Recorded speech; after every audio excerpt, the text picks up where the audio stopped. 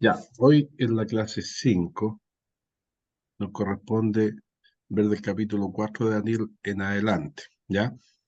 Eh, Hasta la semana pasada vimos el capítulo 2 solamente y la disertación que hizo el grupo número 1. Además, yo les mandé grabada, recién ayer le mandé la grabación de el capítulo 3 y 4, ¿ya? Que lo pueden mirar después para que, como son capítulos importantes, no alcanzamos a verlos en el contenido de una sola clase. Y recordar que la próxima clase ya tienen que presentar la primera tarea, que es el dibujo de las visiones de Daniel del capítulo 7. ¿Ya? Todo lo que él ve en el capítulo 7 lleva un dibujo, tal como algunos me han preguntado, si son malos para el dibujo, entonces tendrían que calcar, ¿ya? Y ojalá pintarlo también para que sea más bonito. Después lo escanean o le sacan una foto y me la mandan, como quieran, ¿ya? Le pueden sacar una foto y mandármela por WhatsApp, que eso es lo más sencillo posible. Ahora, el que sabe manejar tecnología puede escanearlo y mandarlo por correo. Pero las facilidades tecnológicas están hoy día para presentar las tareas. Y en la clase subsiguiente tendremos la prueba número 1, por lo tanto, la próxima semana les voy a dar un temario de lo que es la prueba número 1, ¿ya? Y el siguiente grupo que diserta es el grupo 2, Daniel y Gabriel, que les toca disertar acerca del imperio persa. ¿Por qué estos dos imperios que vimos la semana pasada, que era el imperio babilónico y ahora el persa? Porque cuando Daniel fue llevado cautivo por los babilónicos. Y él sirvió muchos años ante el imperio babilónico. Y cuando surge el imperio persa, Daniel sigue sirviéndole a ese imperio. Entonces, todo el contexto está dado cuando estos dos imperios eran potencia a nivel mundial. Entonces, seguimos con el libro de Daniel, que vimos en la clase anterior. Ya, eso quedó pendiente, lo que era literatura apocalíptica, pero en breve yo le he dicho que la literatura apocalíptica es una literatura que surge en contextos de persecución, surge también en el periodo intertestamentario con mayor fuerza. Ahí están todos los apocalipsis habidos y por haber que ustedes puedan encontrar y que escuchen el ambiente, aparte del apocalipsis bíblico. Entonces está el apocalipsis de Pedro, el apocalipsis de Bernabé, y etcétera, etcétera. Entonces un montón de literatura que surge en el periodo de silencio. ¿Y en qué consiste? Generalmente consiste en que se escribe de manera simbólica la realidad, o sea, con muchos símbolos, que por lo tanto, para poder entender hay que conocer a qué apuntan los símbolos que se están mencionando en la literatura apocalíptica para entender cuál es el mensaje. Sí, adelante. Profesor, ¿en los libros apócrifos hay literatura apocalíptica? Sí, sí, los de la Biblia dice, porque el libro apócrifo hay bíblicos y no bíblicos, ya, bíblicos o extra bíblicos, hablando de la Biblia católica, ya. En la Biblia católica tenemos también algunas secciones que son apocalípticas,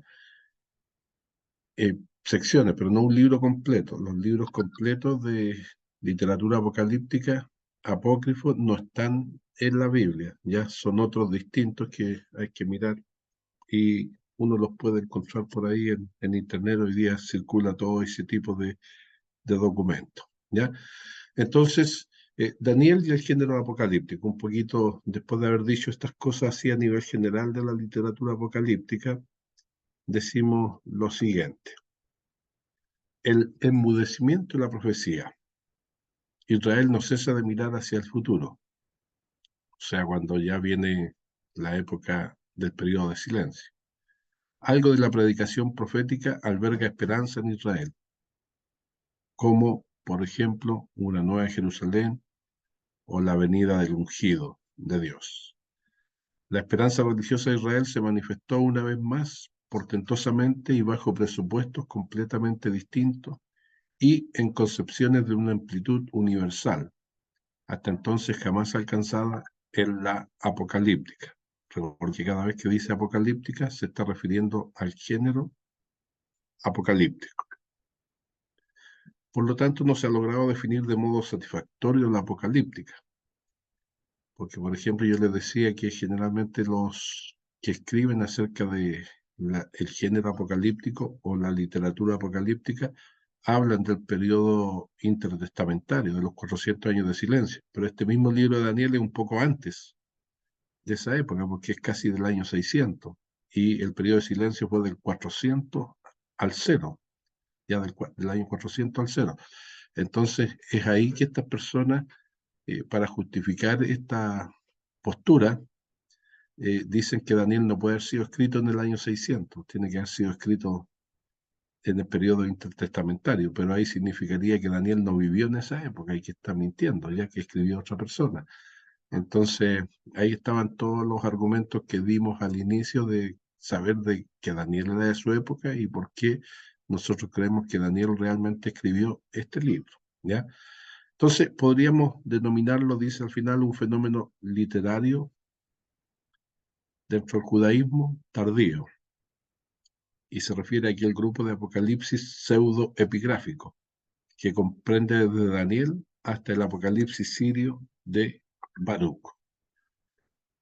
Entonces, el primer dato para determinar el lugar y la esencia del Apocalipsis lo tenemos en los títulos de los escritores apocalípticos.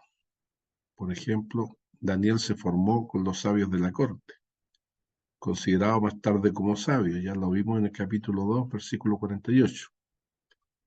Y ante los sabios paganos, Daniel era un sabio de carácter especial, o sea, era como más sabio entre los sabios. Y al igual que Edras, era un escriba de la ciencia del Altísimo. Eso está en Edras 14:50. Entonces, eso hacía a grosso modo. Ahora seguimos con el libro de Daniel. Recordar que tiene 12 capítulos y los 12 capítulos se dividen en dos pedacitos. Uno del capítulo 1 al 6, que es la parte biográfica, y el segundo del capítulo 7 al 12, que es la parte apocalíptica propiamente tal. ¿Ya? Ojo, ahí ya tienen como el dibujito, parte del dibujito que tienen que hacer del capítulo 7, parte, porque la estatua no está en el capítulo 7, están las bestias que aparecen ahí, pero falta algo más. Entonces, ahí en el capítulo 7 van a ser los sueños o las visiones que tiene Daniel en adelante. Entonces, en la primera parte del capítulo 1 al 6 está la historia de Daniel y sus compañeros en la corte de Babilonia. Y en la segunda parte, capítulo 7 al 12, los sueños y las visiones que tiene propiamente tal Daniel. Entonces, estos capítulos, ya vimos el capítulo 1, que es la prueba de los alimentos. Vimos el capítulo 2, que era la visión de Nabucodonosor, de esa estatua gigantesca. En el capítulo 3, los jóvenes amigos de Daniel son echados al horno de fuego, donde Dios los cuida y los protege. Y el capítulo 4, el sueño y la locura de Nabucodonosor. Hasta ahí hemos visto en la clase y en la grabación que les mandé. Hoy día vamos a ver el capítulo 5 y 6 y tal vez algo del 7, si alcanzamos, que es, en primer lugar, el festín de Baltasar y luego Daniel en el foso de los leones. Esos serían los dos capítulos que estaríamos para terminar esta primera parte.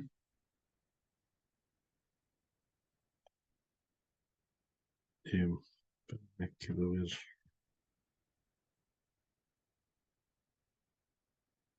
Dicen que Cusita está, pero no tengo. Ahí está. Ya, lo vamos a admitir. Ya, gracias por avisar eso.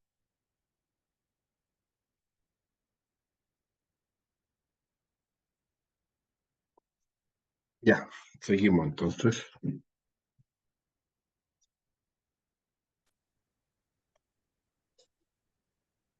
Entonces, en el capítulo 2, para recordar un poquito, vimos esta imagen producto del sueño de Nabucodonosor y que dijimos, de acuerdo a la misma interpretación que da el texto bíblico, la ¿Qué me imagen, saca? la imagen representa reinos o imperios. La cabeza de oro, Babilonia, el pecho y los brazos de plata al reino de Media y Persia, después la cintura a Grecia, los muslos a Roma y los pies a los imperios bárbaros o las alianzas humanas, como decía la parte final, hasta el tiempo presente.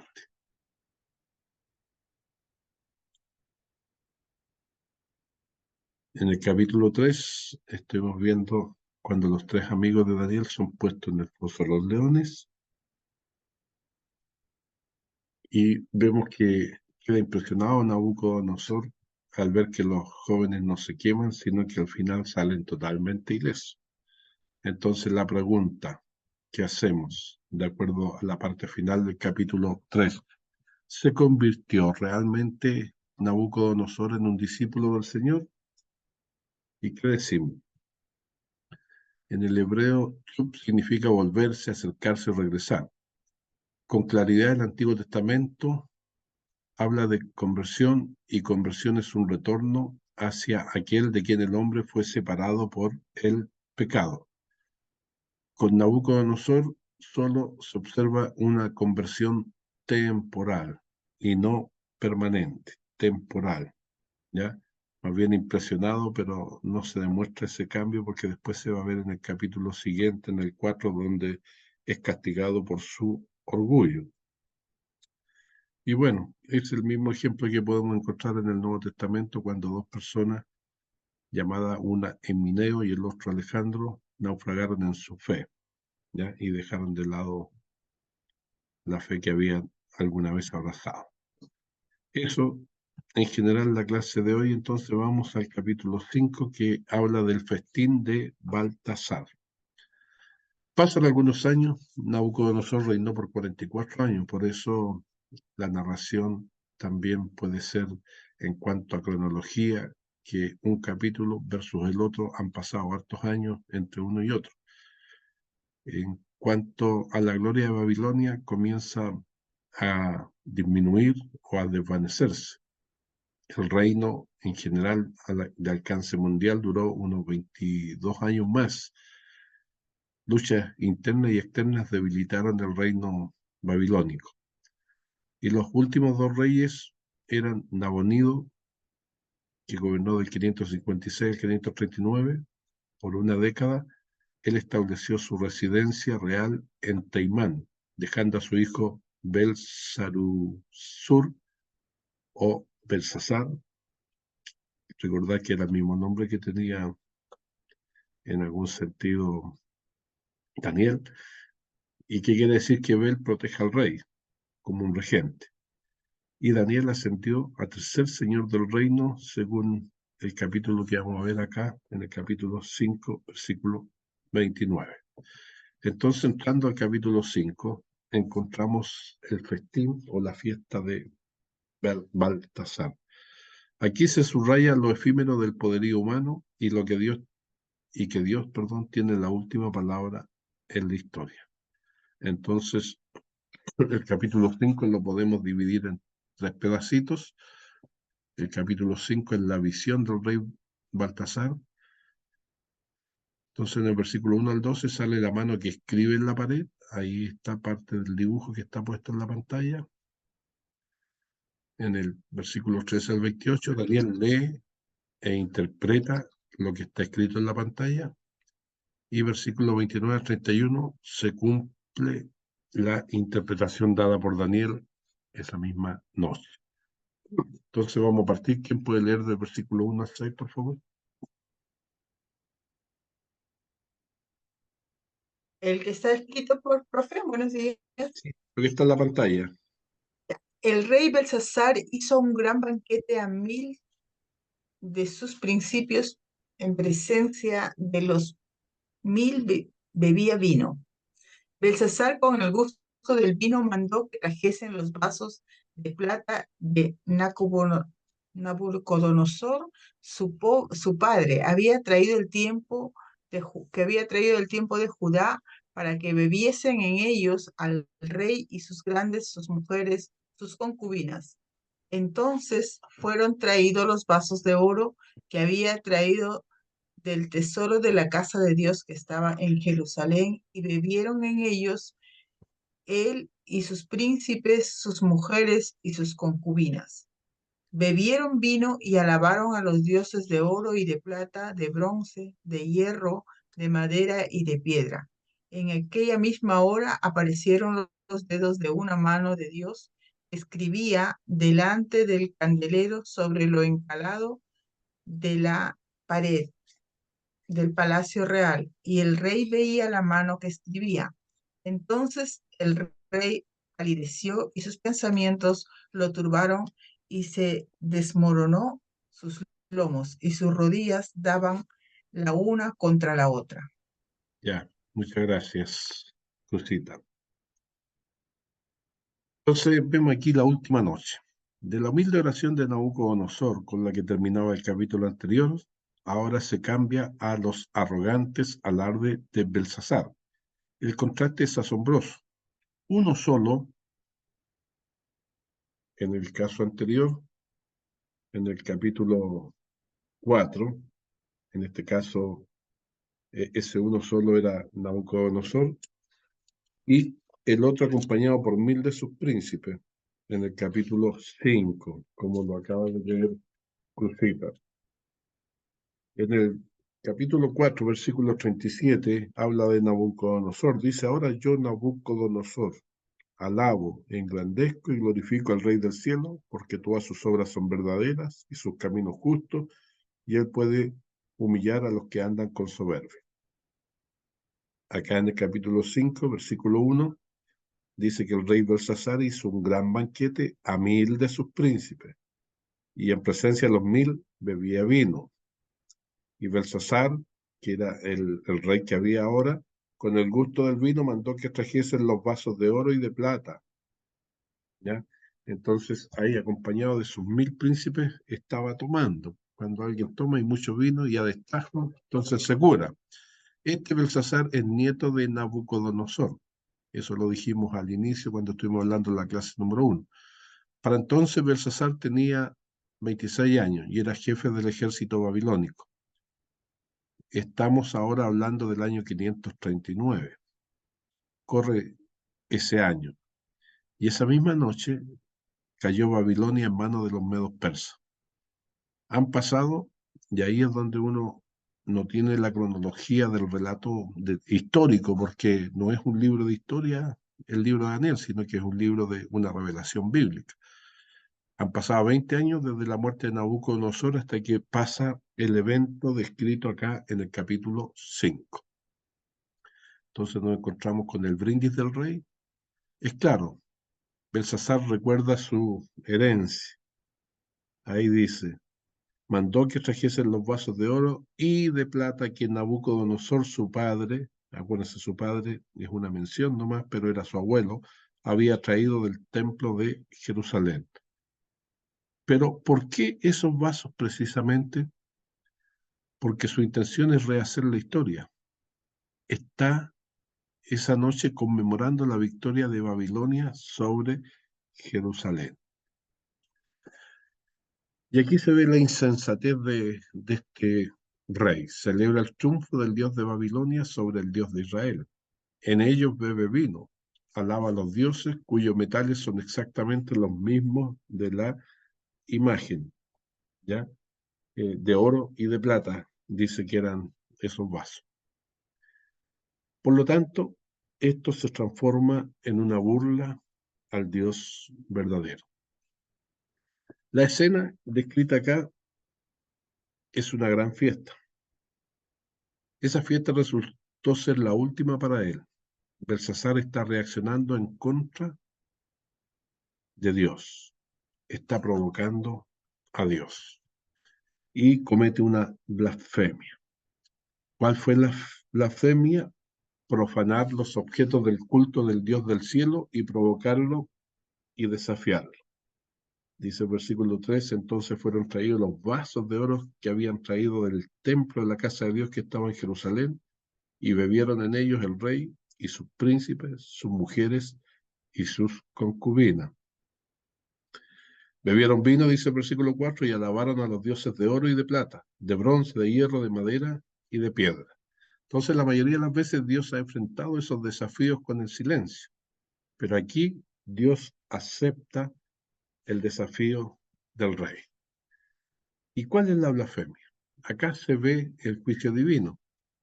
Ya hemos leído el 3 y el 4 que dice que en el banquete el vino corrió abundantemente de las copas sostenidas por la congregación mixta, hombres y mujeres. El licor amortiguó la conciencia del rey y de cualquier sentido de temor interno a Dios. Ordenó traer los utensilios de oro y de plata que su padre Nabucodonosor había tomado del templo de Jerusalén. Versículo 2. La blasfemia pronto corrió con igual abundancia, según el versículo 4, porque fueron todos los que estaban ahí culpables. Pero las señales del juicio de Dios interrumpieron la rápida asunción de que todo estaba bien. Y podemos leer Isaías 47, 10 y 11, si alguien lo puede leer, por favor.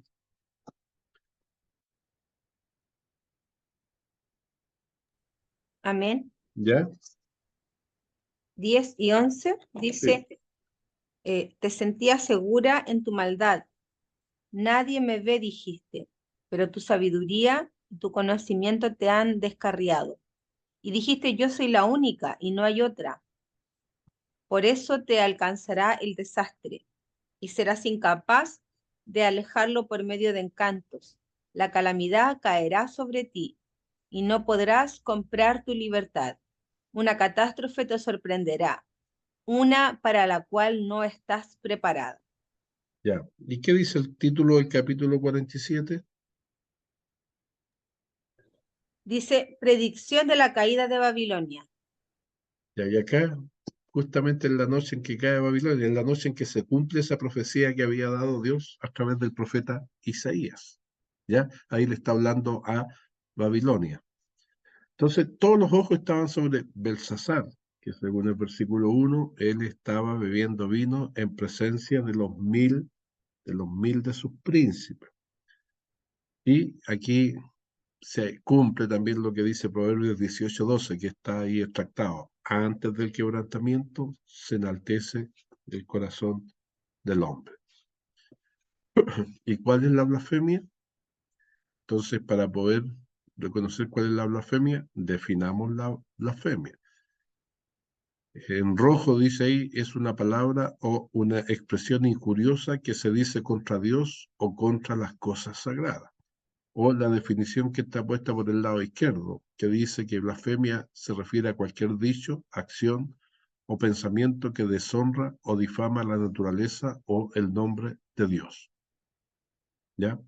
Entonces, ambas cosas ocurren acá, contra las cosas sagradas y contra Dios.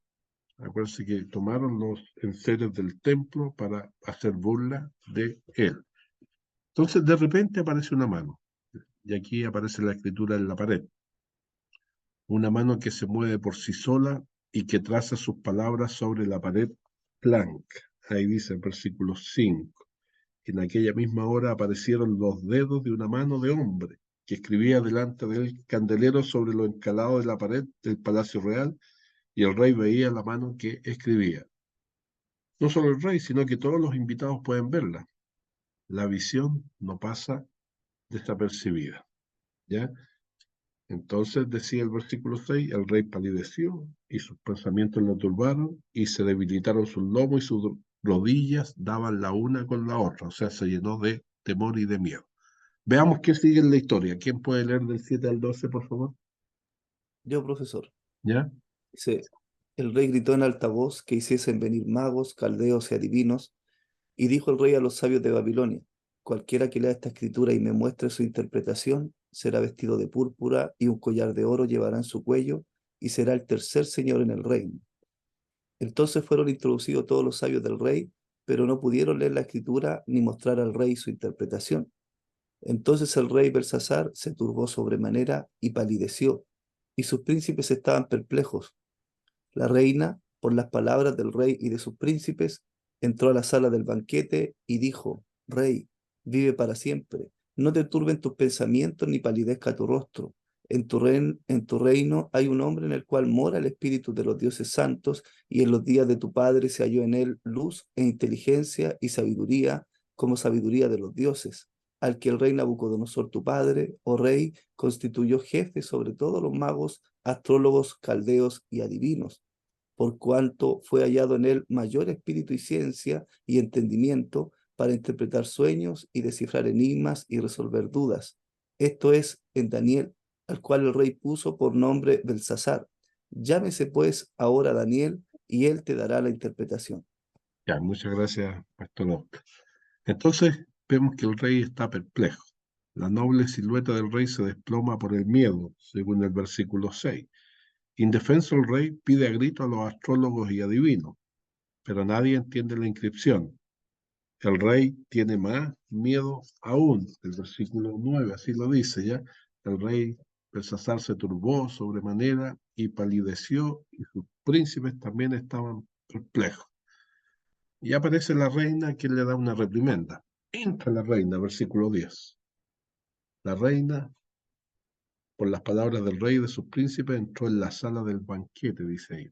Esta reina no era la esposa de Belsasar, o bien fue su madre, o tal vez su abuela, la esposa de Nabucodonosor, ni Tocris.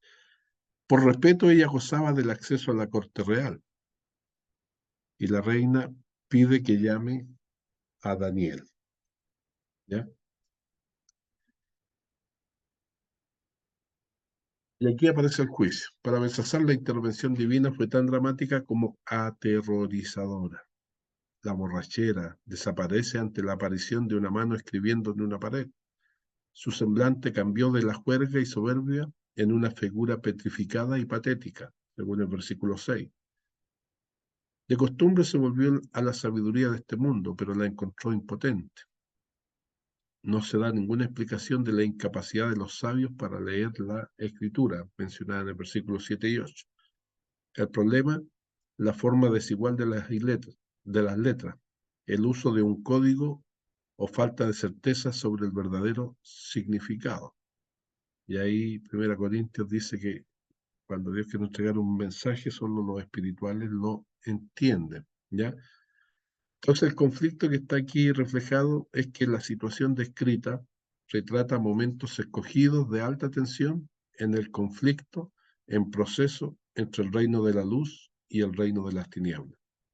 Por el registro de la intervención divina en tales eventos dramáticos, se pretende que el lector obtenga aliento para todas las luchas espirituales y además las contemporáneas.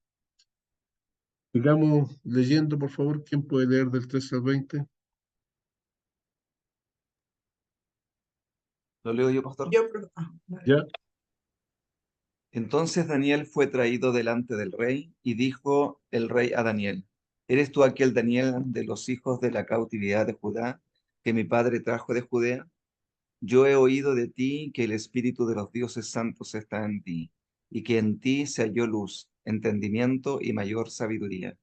Y ahora fueron traídos delante de mí sabios y astrólogos para que leyesen esta escritura y me diesen su interpretación, pero no han podido mostrarme la interpretación del asunto. Yo, pues, he oído de ti que puedes dar interpretaciones y resolver dificultades. Si ahora puedes leer esta escritura y darme su interpretación, serás vestido de púrpura, y un collar de oro llevarás en tu cuello, y serás el tercer señor en el reino.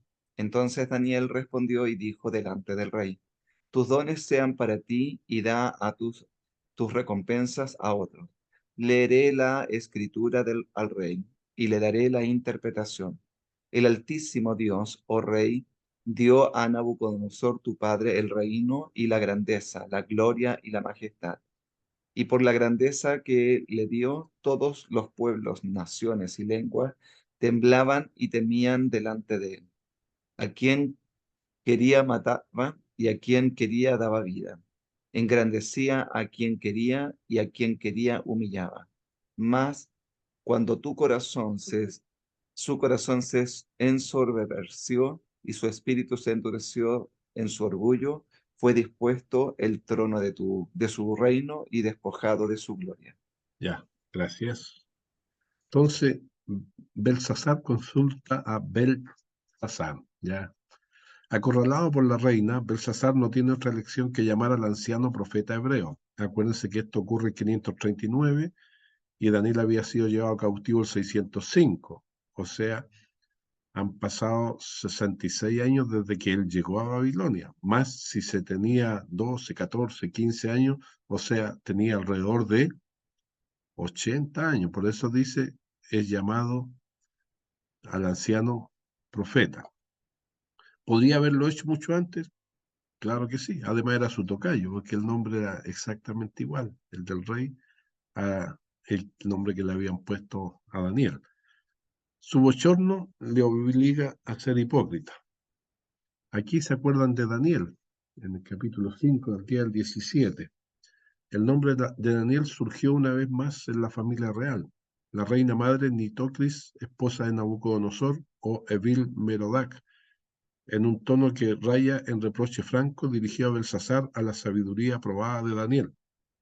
Su aparente respeto por él estaba subrayado por el uso de su nombre hebreo como de su nombre babilónico, y en la referencia a los dones sobresalientes que este personaje tenía. Dice ahí el versículo 12, la misma reina está diciendo ya, en el 11 dice, este es el que Nabucodonosor, tu padre o rey, constituyó jefe sobre todos los magos, astrólogos, caldeos y adivinos, por cuanto fue hallado en él mayor espíritu y ciencia y entendimiento para interpretar sueños y descifrar enigmas y resolver dudas. Y ahí usa los dos nombres. Esto es en Daniel, al cual el rey le puso por nombre Belsasar. Llámese pues ahora Daniel y él te dará la interpretación. Entonces, aparentemente Daniel ya no tenía su anterior papel prominente en la sociedad babilónica. Seguramente estaba relegado a un segundo plano con este nuevo rey. Entonces, en el versículo 16 vemos cómo se ofrece plata. En esencia le está pidiendo a Daniel que tergiverse el mensaje divino. Entonces, dice el versículo 16, yo pues he oído de ti que puedes dar interpretaciones y resolver dificultades. Si ahora puedes leer esta escritura y darme su interpretación, serás vestido de púrpura y un collar de oro llevarás en tu cuello. ¿Ya? Ahí le está ofreciendo plata. Y además serás el tercer señor en el reino. Entonces lo que parece es que está buscando clemencia ante Dios más que, o sea, que del Dios que está enfadado con él. ¿Qué hace Daniel con esto? La respuesta de Daniel es dura, le da una reprensión. Estamos acostumbrados al tacto de Daniel, pero aquí la severa respuesta que él tiene sorprende. Dice el versículo 17, entonces Daniel respondió y dijo delante del rey, tus dones sean para ti, o tu plata diríamos ya, y da tus recompensas a otro. Yo leeré la escritura al rey y le daré la interpretación.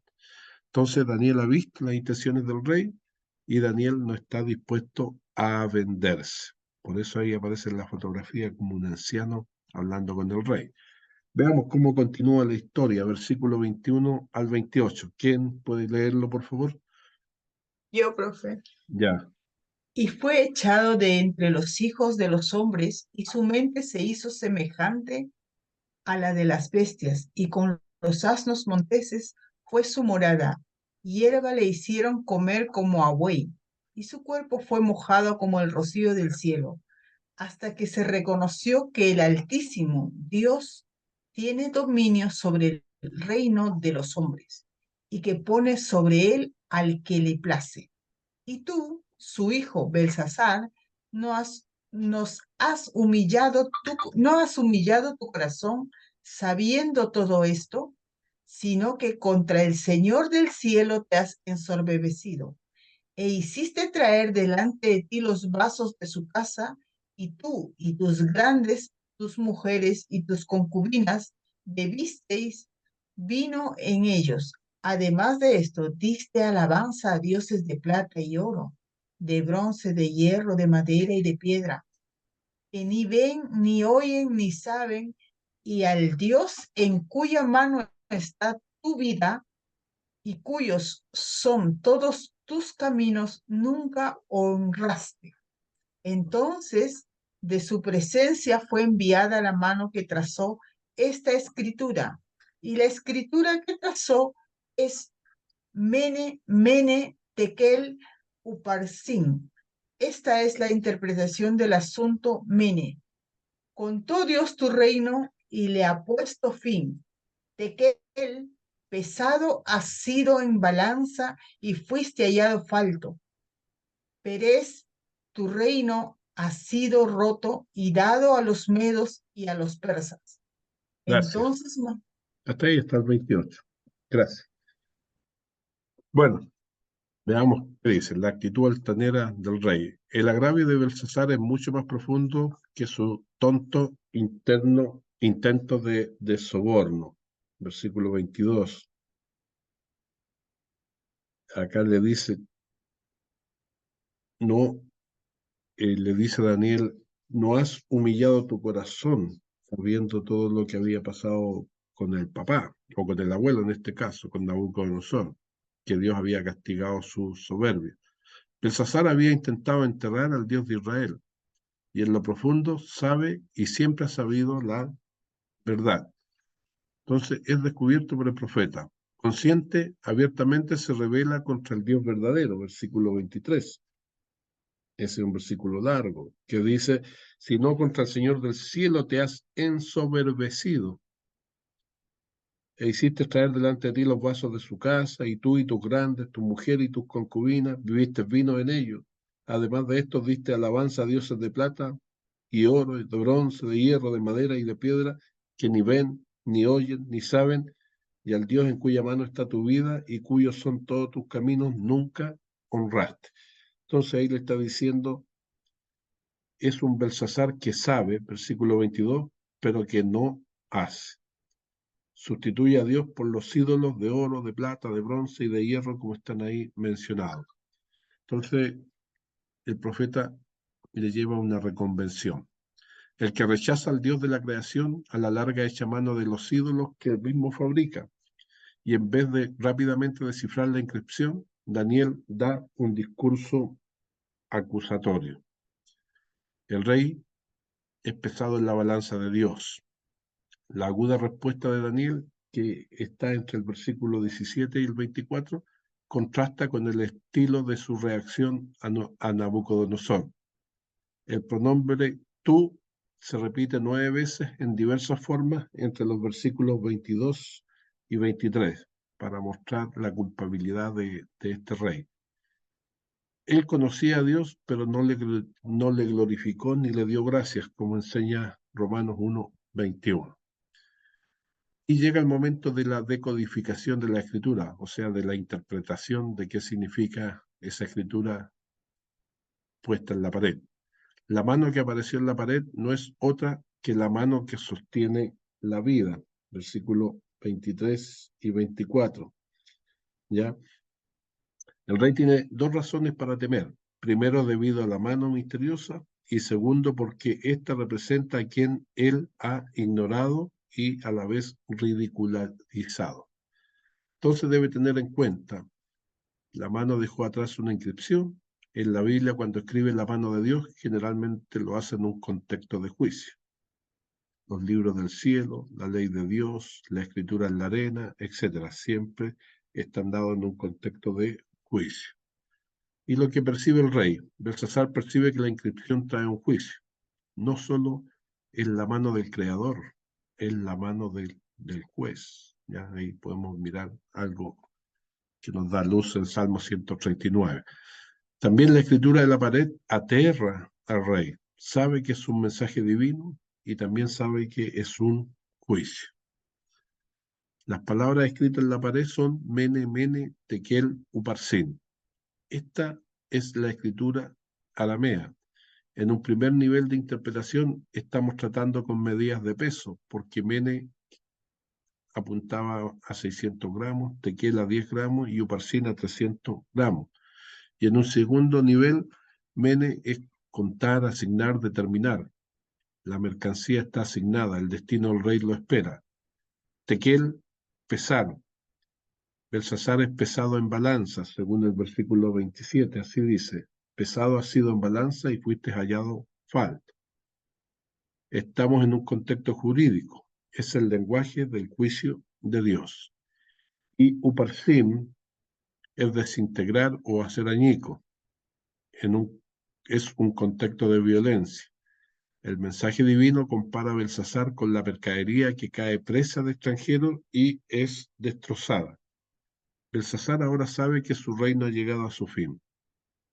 El rey ha sido pesado en la balanza de Dios. Las tres palabras del mensaje que están entregadas en el versículo 25 se refieren a peso, por tanto a precios y valores. Mene también se traduce a veces como mina, tekel, ciclo, parsin, parte. La interpretación de Daniel combinaba la idea básica de ser pesado y valuado en un subjetivo juego de palabras. Mene se deriva del verbo enumerar o designar, tekel en su forma verbal significa pesar o evaluar, y parsim o peres es el singular, es partes o porciones. La idea es que termina el reino de Belsasar y dado a los medos persas, ¿ya?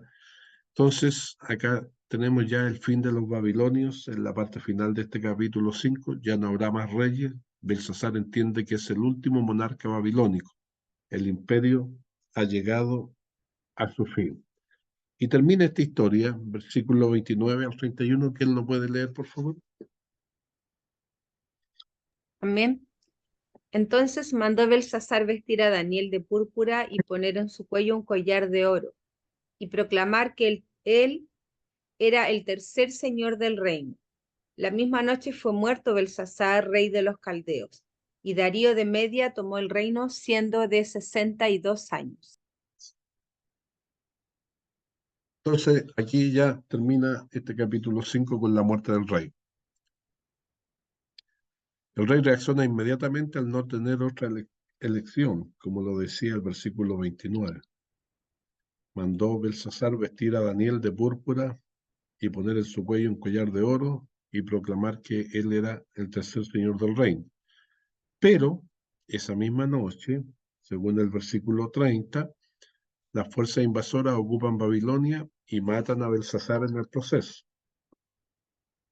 Cuando escuchemos la disertación del imperio medo-persa, vamos a ver cómo ellos toman esa misma noche el imperio y cómo entran en Babilonia. Mientras estos estaban en fiesta, el ejército estaba ingresando y finalmente se cumple literalmente porque es muerto Belsasar esa noche. Aparece un nuevo rey, Darío, el Medo, también llamado Gobrías, quien asciende al trono. Tener en cuenta que Darío significa el que sostiene el cetro. Darío el Medo, o Gobrías, murió 1 año y 3 semanas después de la caída de Babilonia. Eso explica por qué Ciro tomó por ese tiempo el título de rey de Babilonia. Y algo de historia universal, Herodoto y Xenofonte registran el hecho de que Babilonia fue tomada durante una fiesta nocturna por medio de una desviación temporal del río Éufrates, permitiendo que los invasores entraran a la ciudad por el ahora seco lecho del río. Xenofonte, que describe la expedición de Ciro, también registra que los persas mataron al joven e irreligioso rey babilónico. O sea, todo concuerda. Concuerda el relato bíblico con la historia universal.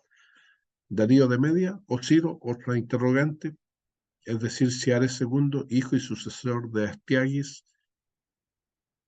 Aunque Corés o Ciro fue el dirigente del ataque, todo fue hecho, sin embargo, en nombre de Darío. Por lo tanto, él solo se menciona aquí, pero el capítulo 6:28 demuestra que Daniel no ignoraba la parte de Ciro en la toma de Babilonia. Isaías 13:17 y el 21:2 confirman a Daniel en que él hace que los medos fuesen la nación principal en la destrucción de Babilonia. También se menciona eso en Jeremías 51. Herodoto omite mencionar a Darío como aquel rey débil y sensual. Este entregó toda autoridad a su sobrino enérgico, llamado Ciro, de 62 años, o Genefonte. Entonces vemos la primera profecía cumplida. El capítulo 5 constituye un momento decisivo en el libro de Daniel. El reino de los medos y persas sucede al de Babilonia, en cumplimiento de la profecía de Daniel capítulo 2. Pasa la cabeza de oro a la historia. Y viene el pecho y los brazos de plata, que sería el imperio de los medos persas. O sea, en época de Daniel se cumple esta transición de pasar del imperio de la cabeza de oro, que estaba representada en el metal de oro, a, en este caso, el pecho y los brazos de plata, que representaba al imperio medo-persa. El significado profético de esto: una indiferencia total hacia Dios, junto con una falsa seguridad, marcarán los días anteriores a la gran tribulación. Vemos nosotros a Belsasar, que es figura del mundo, que no se da cuenta que el juicio de Dios está cerca. Celebrando a pesar de que estaban siendo sitiados por los persas. Entonces Belsasar no se burlaba del ejército que sitiaba la ciudad, sino se ensoberbeció contra el Dios del cielo. Vemos que no había ningún temor de Dios. Y en el Nuevo Testamento encontramos el juicio repentino que vendrá sobre los incrédulos, así como vino sobre Belsasar. Recordad que las profecías que están ahí en Mateo 24 hablan que la venida de Cristo será como ladrón en la noche. Bien, ahí tenemos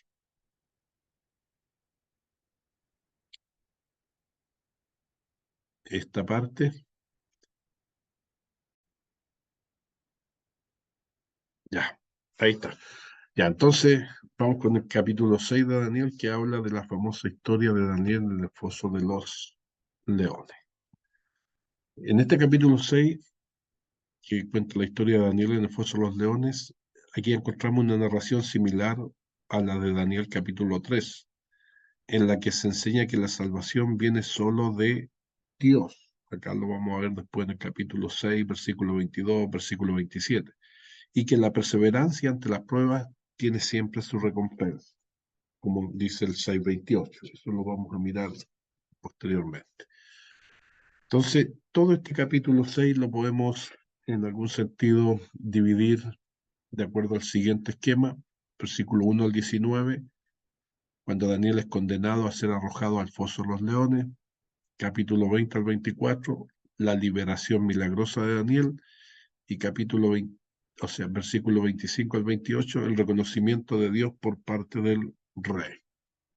Entonces, ¿quién puede leer del versículo 1 al 6, por favor? El versículo 1 de Ahí 6 de está. Daniel. Sí.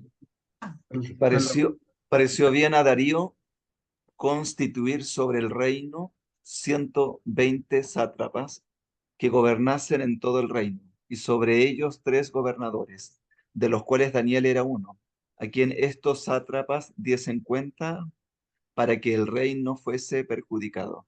Pero Daniel mismo era superior a estos sátrapas y gobernadores, porque había en él un espíritu superior, y el rey pensó en ponerlo sobre todo el reino.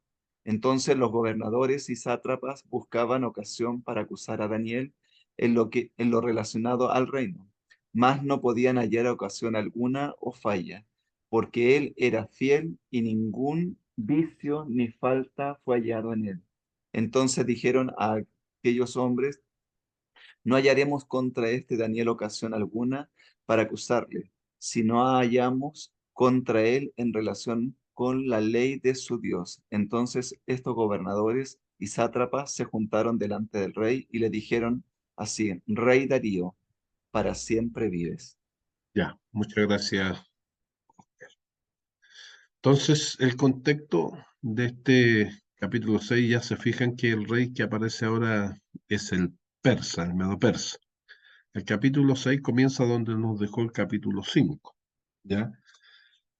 Darío ha ascendido al trono, eso dice capítulo 6, versículo 1, pareció bien a Darío, a Darío. Darío, entonces, el que está gobernando, ya aquí entre el capítulo 5, la última parte dice, el versículo 31, Darío de Media tomó el reino siendo de 62 años, y entonces en el capítulo 6 justamente habla de cómo está gobernando este rey que ya es de un imperio distinto. Daniel acaba de ser promovido, según los primeros 4 versículos, a ser uno de los principales, era del gobierno. Dice que habían 3 gobernadores, de los cuales Daniel era uno, ya que secundaban a este rey Darío. Y en el versículo 3 dice que Daniel mismo era superior a estos sátrapas y gobernadores. Estamos en el año 539 a.C., pero ¿cuánto durará esta promoción de Daniel?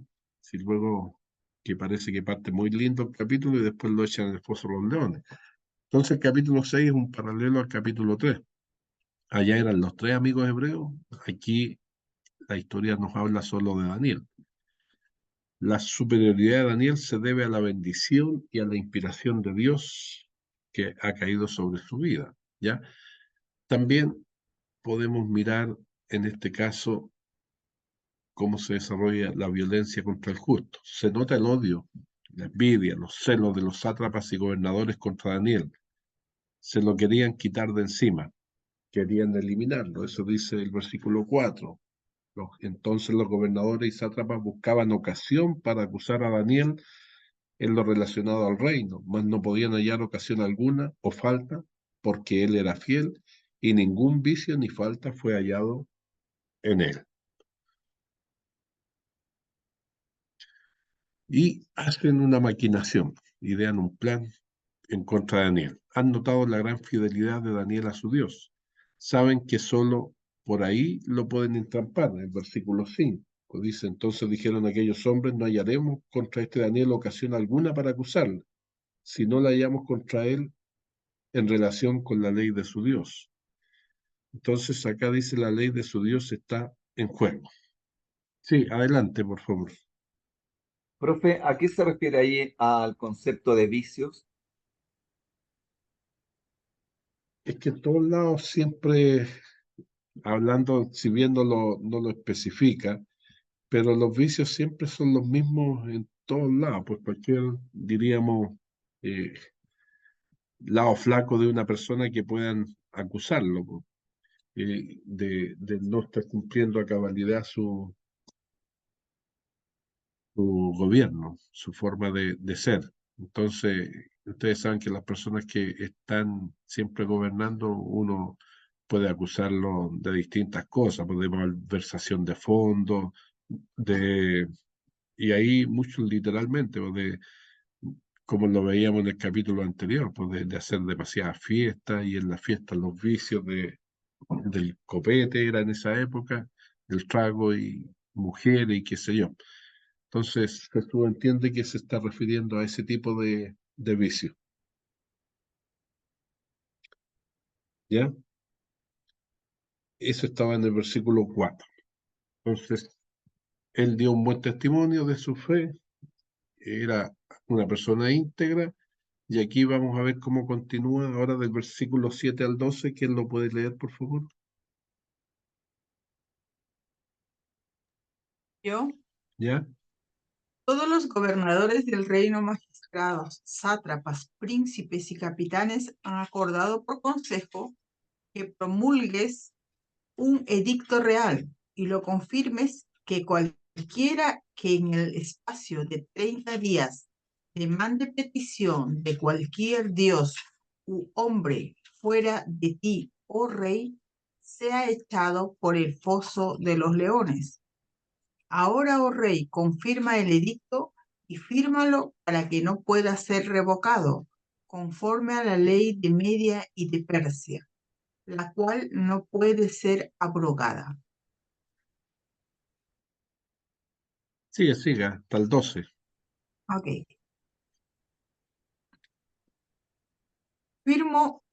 Firmó pues el rey Darío y el edicto y la prohibición.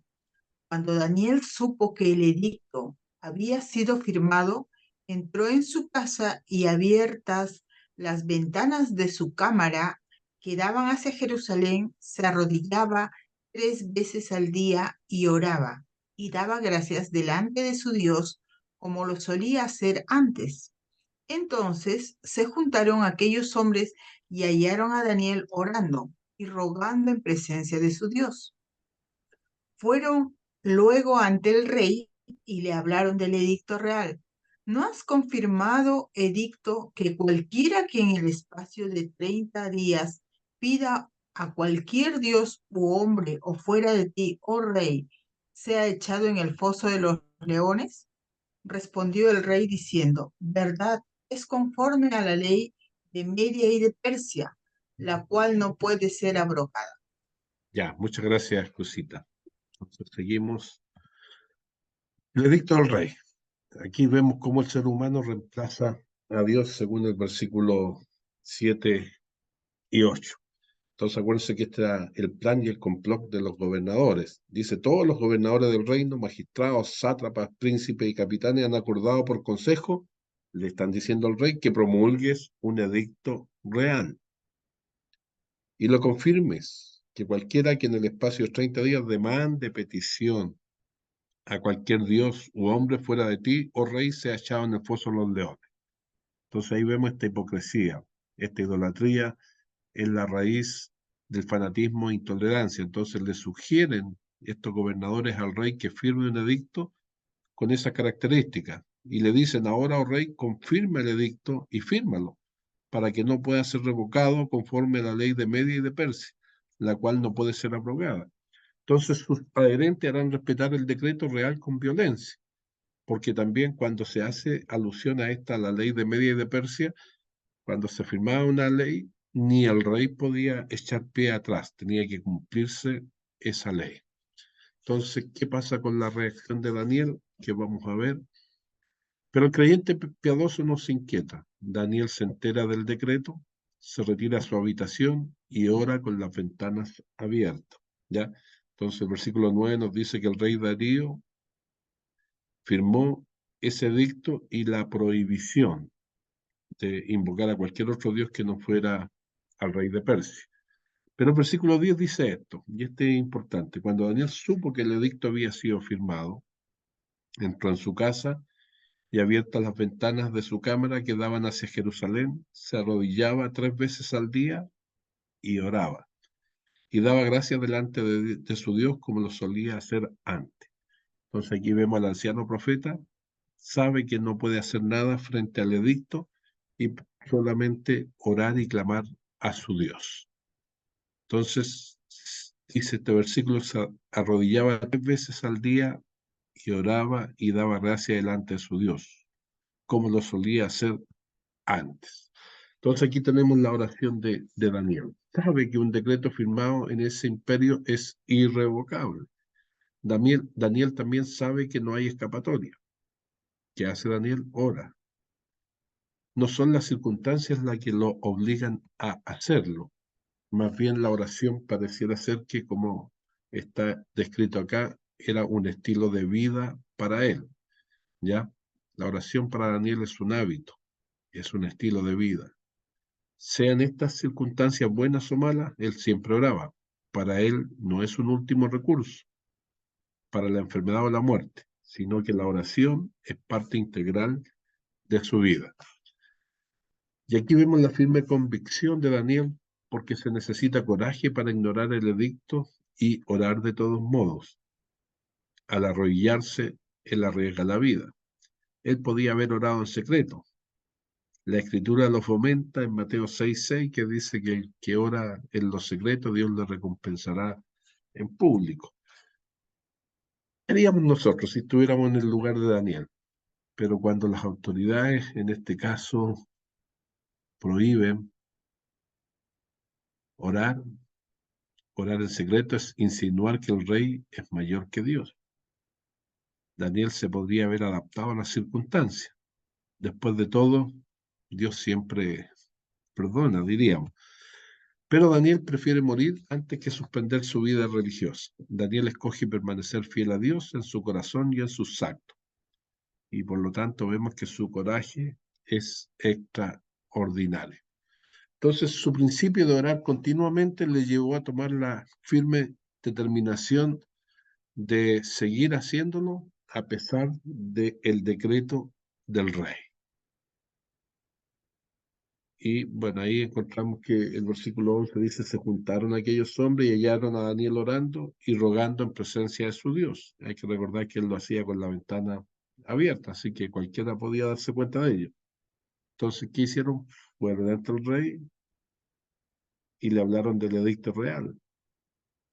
Y le dijeron, ¿no has confirmado, edicto, que cualquiera que en el espacio de 30 días pida a cualquier dios u hombre fuera de ti, oh rey, sea echado en el foso de los leones? Respondió el rey diciendo, verdad es, conforme a la ley de Media de Persa, la cual no puede ser abrogada. Y veamos qué pasa. Bueno, antes de leer, Oscar o Isabel, ¿quién?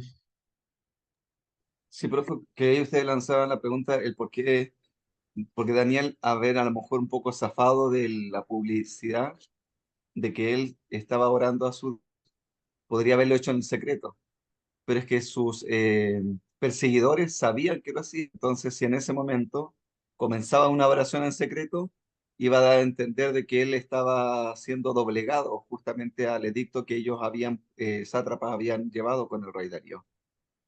Eso es lo que reflexiona. Sí, exacto. Y es un poco lo que también habíamos mencionado. Y en algún sentido también, si lo hubiera hecho en secreto, claro, aparte de lo que mencionas tú, Oscar, la idea de que como este era un plan maquiavélico, ellos de alguna forma se habrían encargado de igual haberlo pillado y haberlo denunciado. Entonces, como Daniel estaba acostumbrado a hacer, sigue haciendo y deja las cosas en manos de Dios, porque sabe que Dios al final tiene el control de todas las cosas. Entonces, sigamos leyendo lo que dice ahora del versículo 13 hasta el 19. ¿No, profe? ¿Puedo ¿Ya? leer? Sí, Oscar, adelante.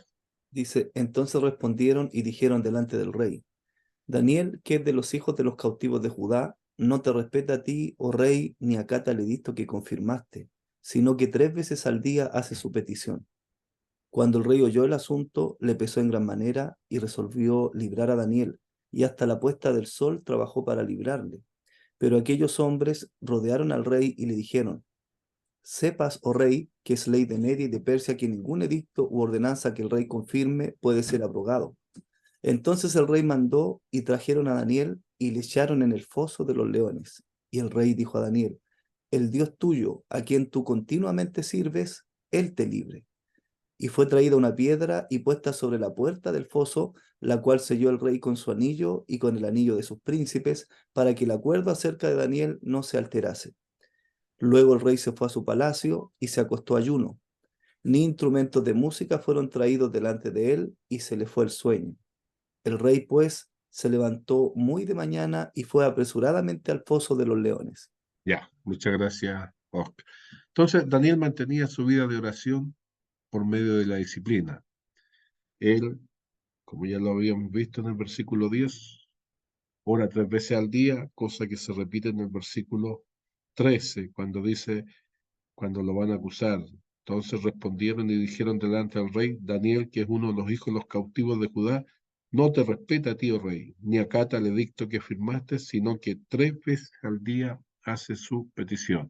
Entonces Daniel nos enseña que debemos integrar la oración en el mismo ritmo de vida, mañana, mediodía, tarde, 3 veces al día. La oración para un creyente es vida. Nuestra vida de oración debe ser una parte de nosotros, tanto como la comida y el trabajo. Solo entonces seremos fuertes para enfrentar las pruebas cuando éstas lleguen. La oración de Daniel es un acto de humildad. Él se arrodillaba. Su destino descansa en las manos de su amo, de su Señor, de su Dios.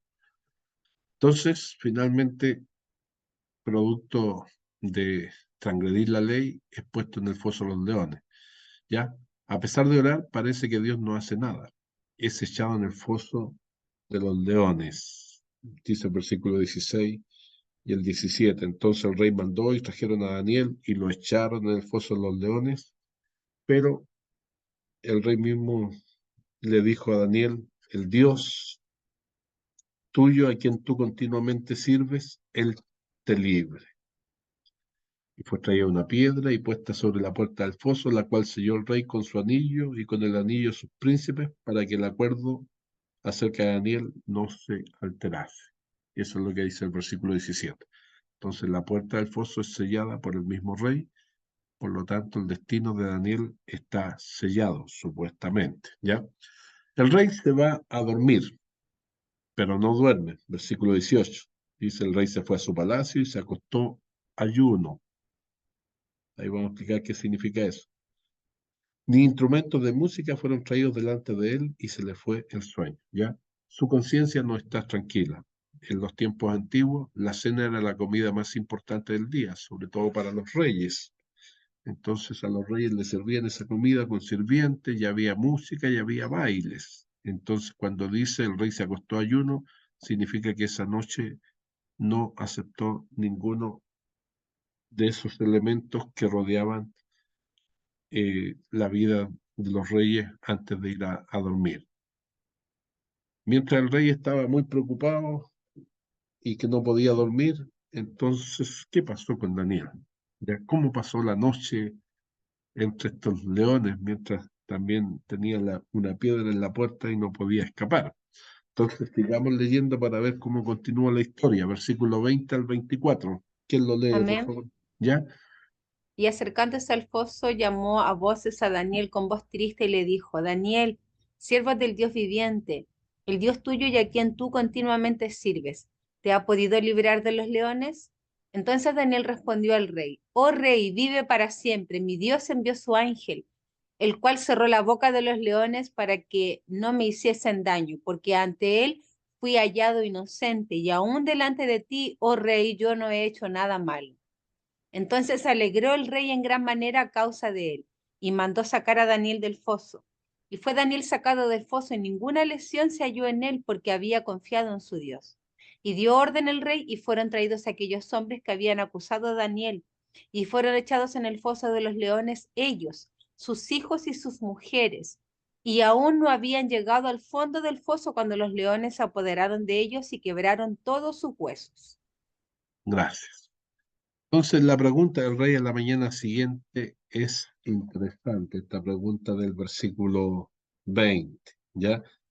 Dice, acercándose al foso, llamó a voces a Daniel con voz triste y le dijo, Daniel, siervo del Dios viviente, el Dios tuyo, a quien tú continuamente sirves.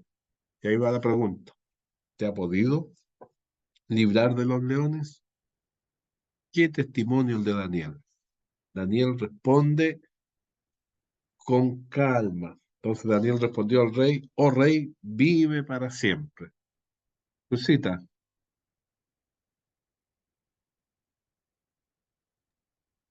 Profe, la diferencia de lo que hoy en el tema trataba, de cuánto pesa un corazón, la diferencia con este rey y con el otro rey, ¿no? O sea, él sabe que es una trampa de alguna manera, pero aún así él va y dice que tu rey, que tu Dios, a quien tú sirves, puede que te libre. Y él se va y se pone triste, eh, hace ayuno de una manera, se supone que los reyes siempre traen lo que ellos les apetece hacer. Y dentro de ellos se supone que estaba la música, porque acá lo dice, ¿no? Ayuna de eso, ¿no? Y, y bueno, todo lo que a él le place, pero en ese momento su corazón estaba triste. Como dice Dios, pesa los corazones, o sea, es una manera más de mostrar para mí en lo personal la medida como Dios mira. Y dentro de ello también está la perseverancia de aquí en el enfoque donde uno pone los ojos en Dios, que es un Dios viviente, que Él es real, que que nada, o sea, no hay absolutamente nada, todo está aclarado acá, que Dios es real. Y a veces no somos conscientes, el hombre le cuesta creer esto. Eso, profe. Sí, buen comentario, excelente, ¿ya? Pero efectivamente, estos son buenos relatos que nos ayudan a reflexionar en torno a lo que Cusita decía, ¿ya? Entonces, acá centra su testimonio en el poder y la bondad del Dios viviente, versículo 22, cuando dice, mi Dios envió su ángel, el cual cerró la boca a los leones para que no me hiciesen daño, porque ante él fui hallado inocente. Y aún delante de ti, oh rey, yo no he hecho nada malo. Entonces Daniel sabe y testifica que la salvación viene de lo alto, cuando Dios envía su ángel. Daniel es salvado porque confió en Dios. La fe lo salva. Es por su fe en Dios que es inocente. Daniel nos da un ejemplo de la verdadera religión. Y ahí está el comentario que hacía Cruzita, que va justo en esa línea. ¿Y qué pasó con los que acusaron a Daniel? ¿Cómo habrán pasado ellos la noche? Y ahí tenemos también lo que leímos, el fin de los acusadores. Los acusadores son traídos. La tradición registrada por Flavio Josefo, que los leones habían sido previamente alimentados, no tenían hambre, queda echada por tierra porque los acusadores son echados en el foso de los leones. En el versículo 24 dice lo siguiente: y dio orden el rey y fueron traídos aquellos hombres que habían acusado a Daniel y fueron echados en el foso de los leones, ellos, sus hijos y sus mujeres. Y aún no habían llegado al fondo del foso cuando los leones se apoderaron de ellos y quebraron todos sus huesos. Entonces estaban justamente hambrientos. El Dios Altísimo es el que salva y también el que libra. Eso lo va a decir en la parte final, en el versículo 27. La declaración de Darío recalca que Dios es el viviente, el creador y el que salva. Es Él el que libró a Daniel del foso de los leones. Veamos cómo termina este capítulo 6, que lee del 25 al 28, por favor. Yo, profe. Ya. Entonces el rey Darío escribió a todos los pueblos, naciones y lenguas que habitan en toda la tierra: paz os sea multiplicada. De parte mía expuesta esta ordenanza, que en todo el dominio de mi reino todos teman y tiemblen ante la presencia del Dios de Daniel, porque él es el Dios viviente y permanece por todos los siglos, y su reino no será jamás destruido, y su dominio perdurará hasta el fin. Él salva y libra, y hace señales y maravillas en el cielo y en la tierra. Él ha librado a Daniel del poder de los leones. Y este Daniel prosperó durante el reinado de Darío y durante el reinado de Ciro el persa. Ya, muchas gracias. Ahí termina el capítulo. Entonces, el rey que había recibido el conocimiento de Dios a través de Daniel reafirmó su fe y promulgó un edicto alabando al Dios verdadero. Entonces, fíjense cómo Dios toma los medios para que su nombre sea conocido. Antes lo había hecho con Nabucodonosor y ahora con este decreto del rey, que se transforma en una carta misionera, la del rey Darío. ¿Qué decía esta carta misionera? Que en todo el dominio de mi reino todos teman y tiemblan ante la presencia del Dios de Daniel, porque Él es el Dios viviente y permanece por todos los siglos, y su reino no será jamás destruido, y su dominio perdurará hasta el fin. Él salva y libra, y hace señales y maravillas en el cielo y en la tierra. Él ha librado a Daniel del poder de los leones. Y ahí termina el edicto. Entonces, la mención del Ciro el persa, mencionada en el versículo 28, ya insinúa el fin del exilio como el cumplimiento de las profecías relacionadas con la restauración de Israel, porque dice así el versículo 28. Y este Daniel prosperó durante el reinado de Darío y durante el reinado de Ciro el persa. ¿Ya? Entonces, de nuevo, una reflexión acerca de este capítulo como misionero en tierra extraña. ¿Qué mensajes transmitió Daniel al rey con su costumbre de orar que se extendió a través del reino medo-persa que vemos en este decreto que él firma?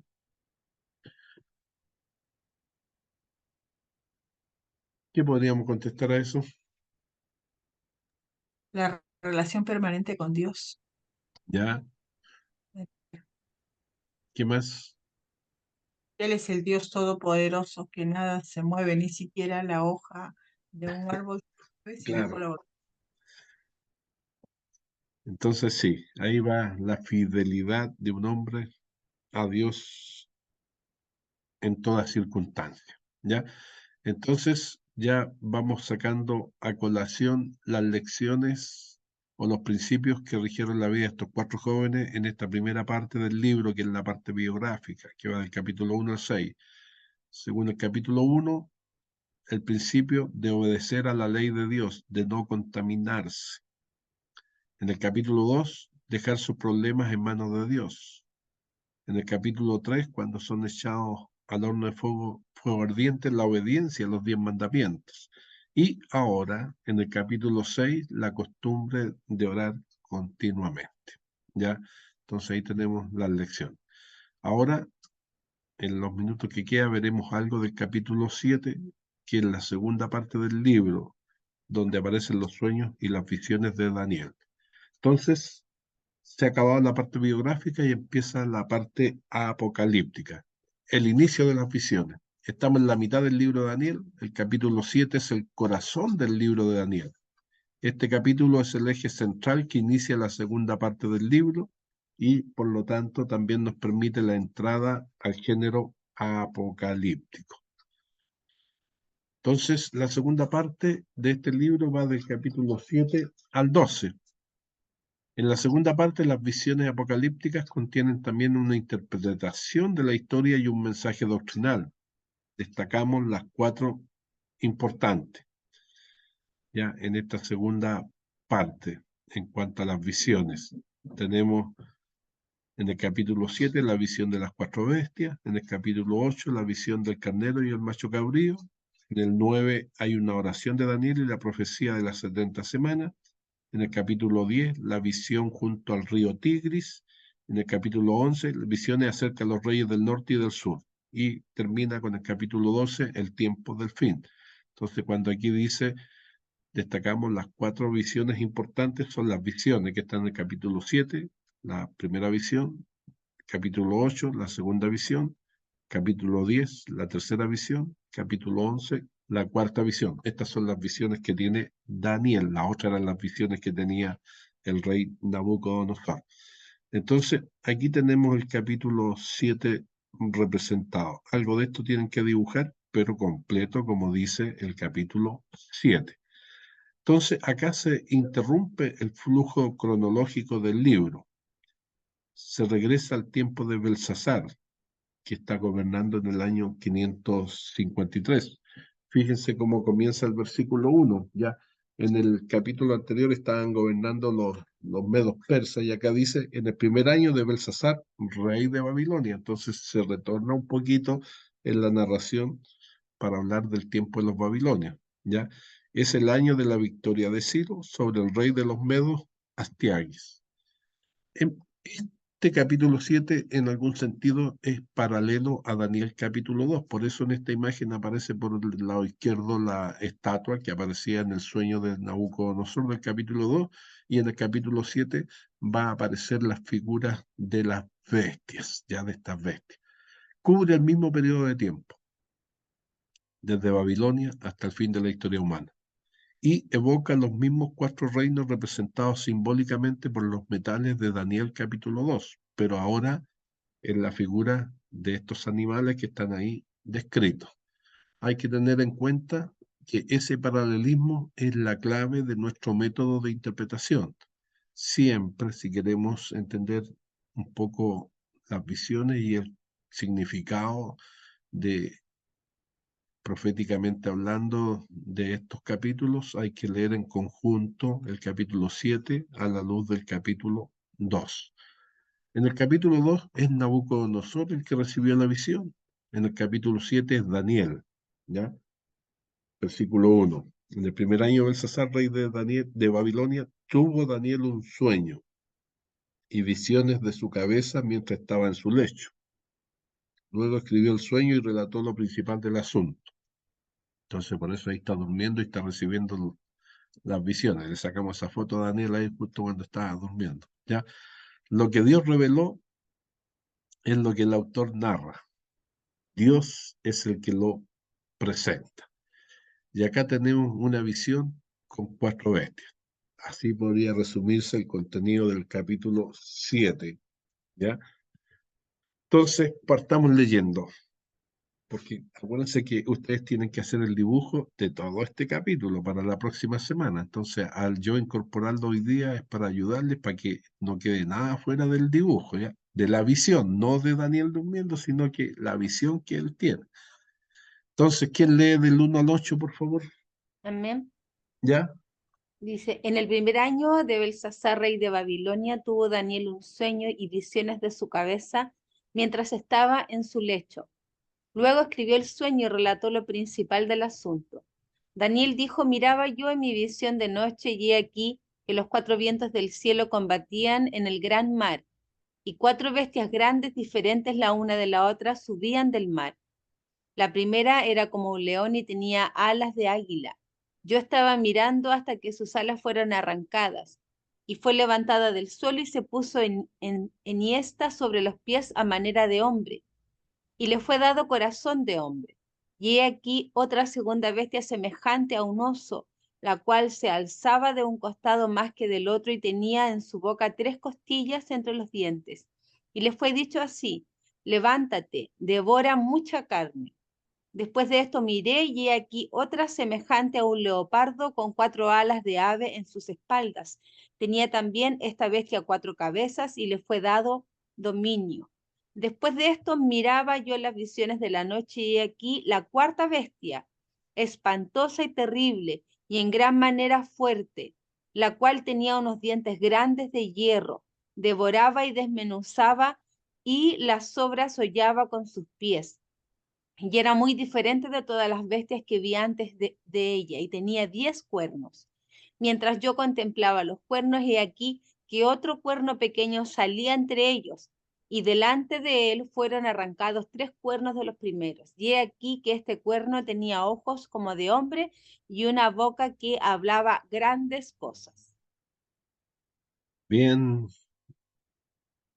bien enredado, ¿no? Solo de leerlo, sabemos que son bestias y las bestias dan miedo para leer, pero sí, vamos a tratar entonces de seguir el hilo de lo que estamos compartiendo. Los cuatro vientos de la tierra, versículo 2, dice Daniel, dijo, miraba yo en mi visión de noche y aquí que los cuatro vientos del cielo combatían en el gran mar. Y ahí aparecen las bestias, y cuatro bestias grandes, dice.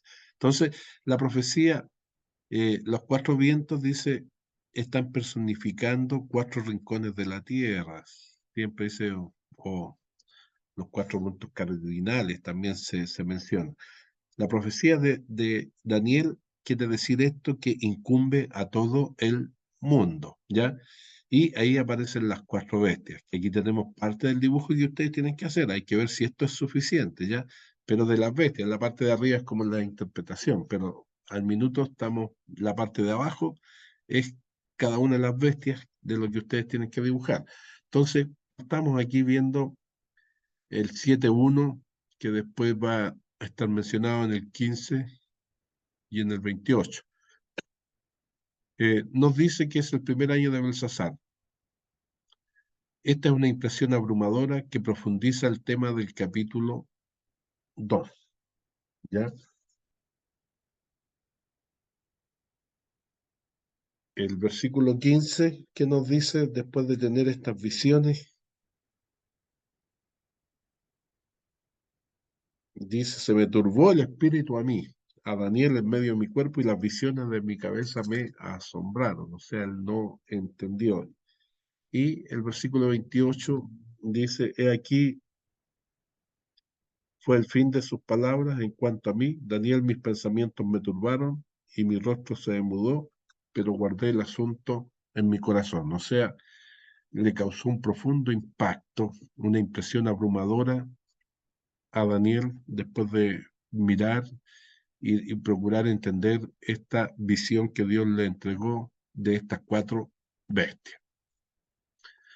El versículo 2 ya lo dijimos, que habla de los cuatro vientos. Eso indica que estas cuatro bestias son de alcance universal, ya como lo menciona también Mateo 24:31, hablando de estos temas. Y el gran mar se refiere al mar de las naciones, a las personas. Y ahí hay que ver Ezequiel 26:3 o ver las bestias de Apocalipsis 13, porque de una de otra manera las bestias aquí mencionadas después van a ser retomadas en Apocalipsis capítulo 13 cuando veamos el libro de Apocalipsis. Pero aquí salen 4, en Apocalipsis salen 2, ¿ya? Y las bestias mencionadas acá, la primera que era como león, versículo 4, la segunda como un oso, versículo 5, la tercera en el versículo 6, semejante a un leopardo, y la cuarta en el versículo 7, que no dice qué animal era, pero dice que era espantosa y terrible, ¿ya? Después, cuando se dé la explicación, va a decir que son reinos, reinos sucesivos, y que no tienen una relación con Dios estas bestias, sino con los reinos de la tierra. Entonces, partamos por la primera. La primera, el león. Ya dice, la primera era como león y tenía alas de águila. El león corresponde al primer metal de la estatua de Daniel 2 y representa a Babilonia. El arte babilónico a menudo pinta leones alados, por eso aquí aparece Babilonia en la cabeza de la imagen que había visto Nabucodonosor en el capítulo 2 versus esta primera que está representada por un león. Se puede ver claramente en los museos esta representación que tienen los babilonios acerca de su reino con los leones. Entonces, la cabeza de oro apunta a Daniel 2, 36 y 37. De los reyes de los animales, nosotros sabemos que en la tierra es el león, también el rey de la selva, dicen algunos, Jeremías 4:7 habla de eso, y el águila en el aire, porque dice, yo estaba mirando hasta que sus alas fueron arrancadas. Pero antes dice, la primera era como león y tenía alas de águila, un león con alas. Por eso ahí aparece la figura del león con alas de águila. Y esto hace alusión al corazón humano, según el capítulo 4, que ya hemos visto, cuando se produce la conversión de Nabucodonosor. Luego la segunda bestia es la semejante a un oso. El oso era reconocido por su crueldad. Ahí tenemos algunas citas bíblicas que lo muestran. Y en este caso corresponde al imperio medo-persa. Ya vamos a ver la interpretación. Ahora solamente estamos leyendo lo que aquí dice y además sacando que corresponde al pecho y brazos de plata de la estatua de Daniel 2. Entonces acá dice la segunda bestia, semejante a un oso, la cual se alzaba de un costado más que del otro y tenía en su boca 3 costillas. Después vamos a ver todo eso, que devora, levántate y devora mucha carne. Entonces, en el versículo 5 tenemos la representación del imperio medo-persa en la figura de el oso. El oso muestra una grandeza y la fuerza. Levantado de un costado es porque en este caso el segundo imperio mencionado en estas imágenes de las bestias era un imperio doble, Medo y Persia. Y Persia fue más fuerte que los medos, por eso parecía ser que tenía un lado más importante que el otro, la cual se alzaba de un costado más que del otro. Y las 3 costillas que dice también que tenía entre los dientes, habla de la codicia de poder. Después tenemos en el versículo 6 la otra bestia, que es el leopardo, que corresponde al tercer reino de la estatua a la que muestra el vientre de bronce. Esta representa, el leopardo en este caso, a Grecia. Y las 4 alas, con 4 alas de ave en su espalda, intensifican la velocidad del leopardo. Y las 4 cabezas, también tenía esta bestia 4 cabezas, representan la división del imperio griego en 4 partes cuando se muere su fundador, que era Alejandro Magno. Por lo tanto, resumimos la bestia del versículo 6, que es el leopardo, que hace alusión a la figura del sueño de Nabucodonosor en Daniel 2, que habla del vientre de los muslos de bronce, y reflejado en un leopardo con alas, que es símbolo de la velocidad y que hace alusión al gobierno de Alejandro Magno al tiempo de la cultura helénica, ¿ya? Entonces aquí tenemos un poquito el mapa que nos muestra el imperio persa y luego cómo las conquistas de Darío se extienden hacia lo que hoy día sería parte de Europa, donde surge la cultura griega con Alejandro Magno, el tremendo conquistador que llevó la cultura griega hasta el oriente. Los diadocos son diríamos, el cumplimiento de esta profecía. Cuando dijimos que se muere Alejandro Magno, se divide su reino en 4 de sus generales, y por eso dice que esta bestia tenía 4 cabezas, ¿ya? Entonces, y 4 alas. Entonces, después de la muerte de Alejandro fue dividido entre los generales, y ahí está Demetrio, Antígono, Lisimaco y Ptolomeo. Fueron los que heredaron. Y después vamos a explicar, porque al minuto estamos mencionando solo, después viene la explicación en el mismo relato de qué significaba cada una de estas bestias. Y llegamos a la 4ª bestia, que es la bestia espantosa y terrible que describe el versículo 7.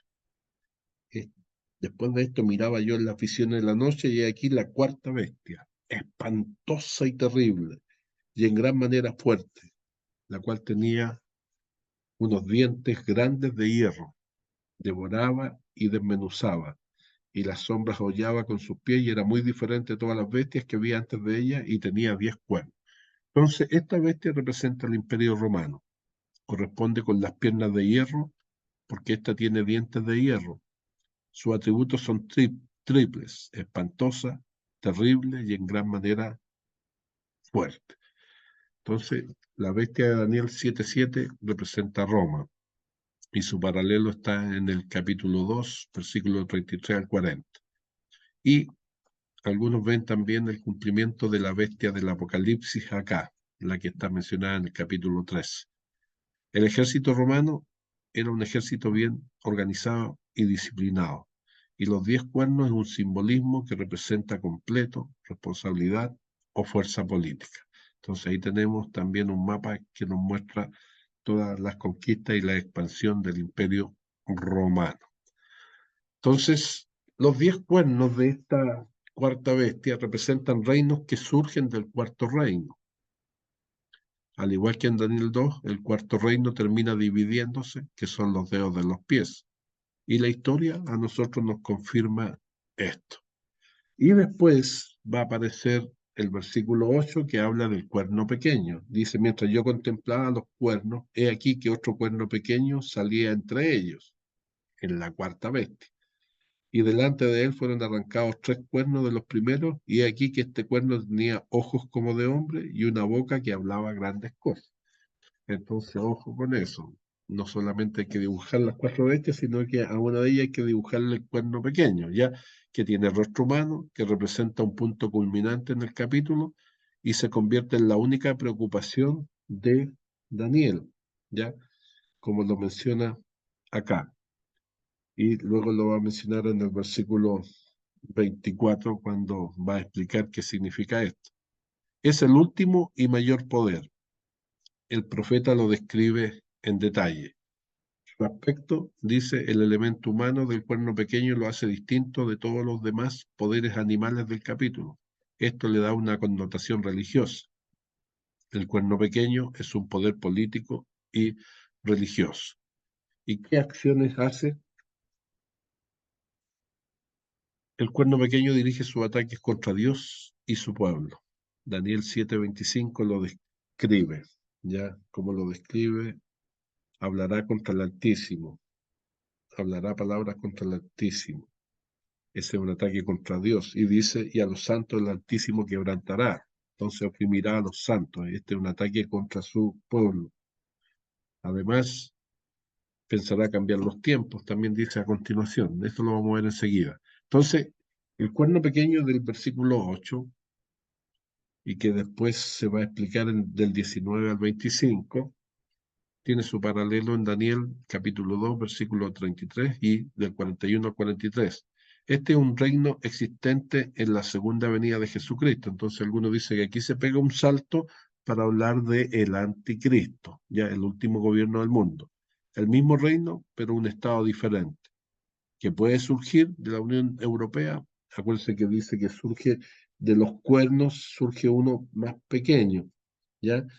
Pero la pregunta es que a veces dice que tenía 10 cuernos esta cuarta bestia, y de esos 10 cuernos, muchos pensaban en algún momento que era la Unión Europea, porque la Unión Europea se había hecho con 10 naciones.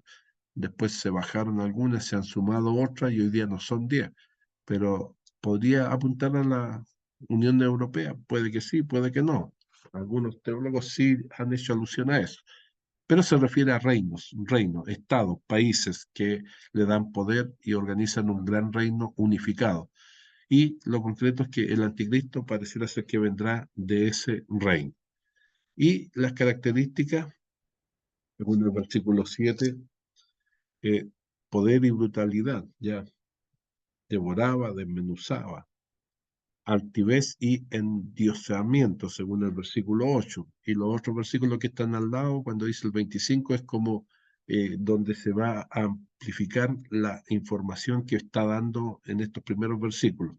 Además, perseguirá a los creyentes, versículo 21, y quiere cambiar los tiempos y la ley, en el versículo 25. ¿Ya? Entonces, nosotros hemos leído solo hasta el 8, donde salía el cuerno pequeño. ¿Quién puede leer del 9 al 14, por favor? Yo, profesor, Ya. dice, estuve mirando hasta que fueron puestos tronos y se sentó un anciano de días, cuyo vestido era blanco como la nieve y el pelo de su cabeza como lana limpia. Su trono llama de fuego y las ruedas del mismo fuego ardiente.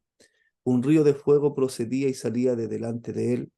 Millares de millares le servían y millones de millones asistían delante de él. El juez se sentó y los libros fueron abiertos. Yo entonces miraba a causa del sonido de las grandes palabras que hablaba el cuerno. Miraba hasta que mataron a la bestia y su cuerno fue destrozado y entregado para ser quemado en el fuego. Habían también quitado a las otras bestias su dominio, pero les había sido prolongada la vida hasta cierto tiempo. Miraba yo en la visión de la noche, y he aquí con las nubes del cielo venía uno como hijo de hombre, que vino hasta el anciano de días y le hicieron acercarse delante de él, y le fue dado dominio, gloria y reino, para que todos los pueblos, naciones y lenguas le sirvieran. Su dominio es dominio eterno, que nunca pasará, y su reino uno que no será destruido. Ya, muchas gracias. Entonces, del 9 al 12 hace un quiebre y nos empieza a mostrar en relación ahora la imagen del trono de Dios. El anciano de días es un anciano de gran edad, venerable anciano. En el fondo está hablando de el eterno, el que no está sometido al tiempo, el que es sin fallas, santo, todos le sirven y hacen un juicio justo. Está hablando del Dios del cielo. También aparece el Hijo del Hombre, ¿ya? Entonces, por eso yo le decía, el dibujo tiene que incorporar todo lo que sale en este dibujo, ¿ya? En esta narración. Entonces aparece el anciano de día, aparece el Hijo del Hombre, que es Jesucristo, según la información del Nuevo Testamento, ¿ya? Ahí aparece la figura del juez, el Rey de Reyes, y vemos también la imagen del Dios invisible. Ahí vamos viendo algunas citas bíblicas, pero viendo todo lo que aquí está mencionado. Entonces, acá en el fondo hay una escena de un juicio. La escena del juicio está dominada por las imágenes, primero del trono, después el que está sentado en el trono, el anciano de día, y que los libros que se abren, los libros abiertos. El anciano de días transmite la idea de la eternidad de Dios, el rey juez, el rey eterno.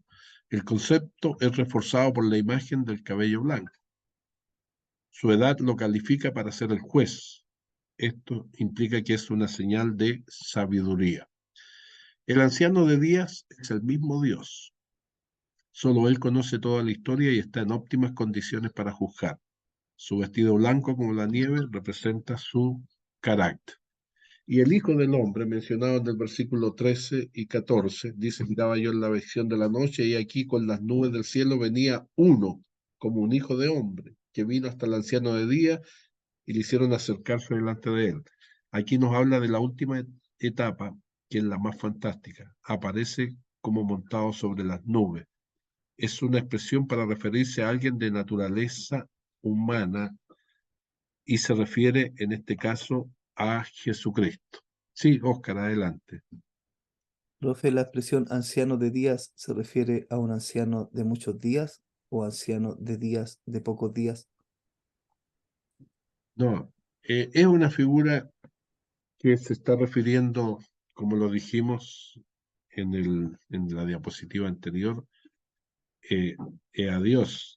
Anciano de días quiere decir, aquí está, el anciano de días es el mismo Dios, es que está representado, porque esta misma figura después va a aparecer en el libro de Apocalipsis, en el capítulo 1, ¿ya?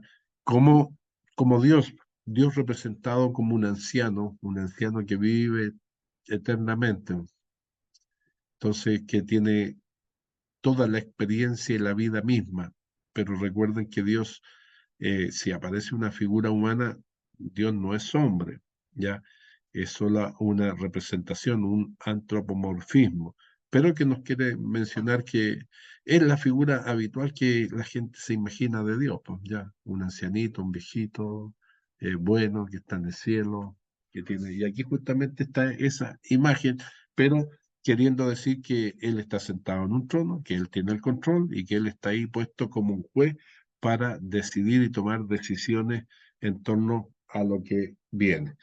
Y en ese tema también complementa la visión, en este caso, el Hijo del Hombre, el que aparece, que va al anciano de día, y al Hijo del Hombre le fue dado dominio, gloria y reino para todos los pueblos. Entonces, acá se está refiriendo ya en el versículo 14 a Jesucristo. Veamos qué sigue del 15 al 20, por favor. ¿Quién lo puede leer? Yo, profe. Se me turbó el espíritu a mí, Daniel en medio de mi cuerpo, y las visiones de mi cabeza me asombraron.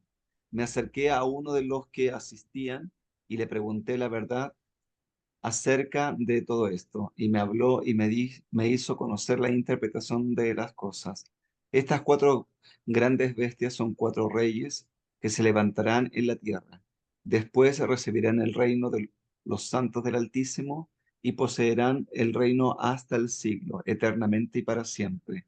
Entonces tuve deseo de saber la verdad acerca de la cuarta bestia, que era tan diferente de todas las otras, espantosa y en gran manera, que tenía dientes de hierro y uñas de bronce, que devoraba y desmenuzaba, y las sobras hollaba con sus pies. Asimismo acerca de los 10 cuernos que tenía en su cabeza, y del otro que le había salido, delante del cual habían caído 3, y este mismo cuerno tenía ojos y boca que hablaba grandes cosas y parecía más grande que sus compañeros. Ya, entonces, ¿qué dice el versículo 15 en cuanto a Daniel? Que esta visión que él tiene, como todavía no estaba la explicación, le turbaron su espíritu. Ya fue asombrado él. Entonces preguntó la verdad acerca de todo esto y se me hizo conocer la interpretación. Entonces ahí va, versículo 17, está con rojo. Estas cuatro grandes bestias son cuatro reyes. ¿Ya? Entonces no es que sean bestias literales, son cuatro reyes que se levantarán en la tierra. Y bueno, después dice en el versículo 19, tuvo el deseo de saber, en realidad la que más le llamó la atención era la cuarta bestia, que era tan diferente a las otras. ¿Qué significaba todo eso? Que esta bestia que era espantosa en gran manera, los 10 cuernos, ¿ya? Y todo lo demás. Bueno, veamos. Entonces, capítulo 7, versículo 18, nos dice, después de decir en el 17, estas cuatro bestias son cuatro reyes que se levantarán en la tierra, después recibirán el reino, los santos del Altísimo. Entonces cada hijo de Dios tendrá parte en el dominio del reino, en el reino eterno de Dios, como está descrito después en Apocalipsis 21:7.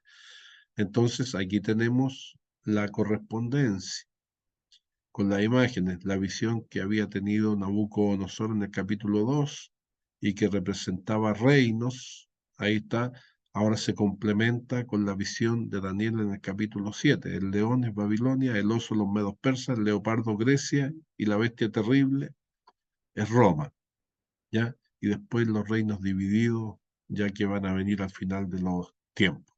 Pero todo esto después, como decía el versículo siguiente, vendrá el reino del Altísimo, versículo 18. Por lo tanto, habla del reino de Cristo. Y esto se va a complementar con la visión también que tiene Daniel en el capítulo 8, donde habla de la figura del carnero y del macho, que vuelve a hablar de reino. Entonces, la visión de las 4 bestias que recibe Daniel es una confirmación del sueño de Nabucodonosor. Daniel continúa con el mismo tema de los imperios mundiales, gentiles y el fin de estos imperios. Entonces es necesario comparar cada una de las bestias con cada uno de los metales de la estatua. Entonces Babilonia, según Apocalipsis 17:15, cada una de las bestias que sale del mar tipifican un reino de poder mundial. La primera bestia representa al imperio de Babilonia y más precisamente al rey Nabucodonosor. Babilonia estaba representada por un león, quien era el rey de la selva, con alas de águila, rey de las aves.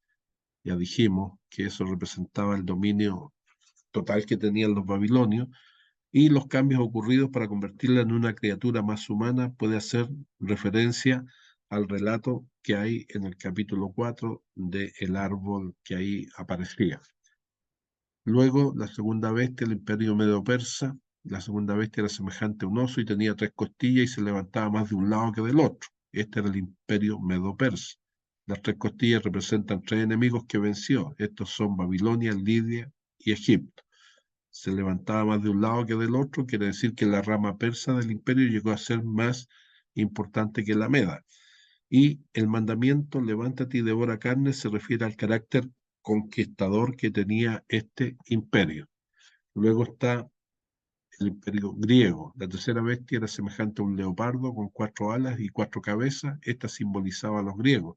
Se caracteriza por su gran velocidad y agilidad en sus movimientos, enfatizando la rapidez de sus conquistas. Alejandro Magno realizó sus conquistas en un periodo de 10 años y al morir no dejó heredero, por lo cual su vasto imperio se dividió entre sus 4 generales, ¿ya? Y por eso tenía 4 cabezas. Y llega la cuarta bestia, que era espantosa y terrible y en gran manera fuerte, que devoraba y desmenuzaba. En su cabeza tenían 10 cuernos. Esta cuarta bestia es el Imperio Romano. Los 10 cuernos representan a los 10 dedos de la estatua del capítulo 2. Y según Apocalipsis 13, sabemos que el cuerno pequeño es el anticristo. Esta bestia es destruida por la segunda venida de Cristo cuando Él establezca su reino eterno. Esta bestia aún no ha muerto, aunque en estos días no le vemos en todo su esplendor. Está en el tiempo de la tribulación. Esta en el tiempo de la tribulación reinará, oponiéndose a Dios y a sus siervos. A su cabeza estará el último gran dictador humano, el anticristo, que es enemigo de los santos. Entonces, veamos cómo concluye el capítulo 7, por favor, del versículo 21 al 28. ¿Lo leo? Ya, Y veía yo que este cuerno hacía guerra contra los santos y los vencía. Hasta que vino el anciano de días y se dio el juicio a los santos del Altísimo, y llegó el tiempo y los santos recibieron el reino. Dijo así: la cuarta bestia será un cuarto reino en la tierra, el cual será diferente de todos los otros reinos, y a toda la tierra devorará, trillará y despedazará.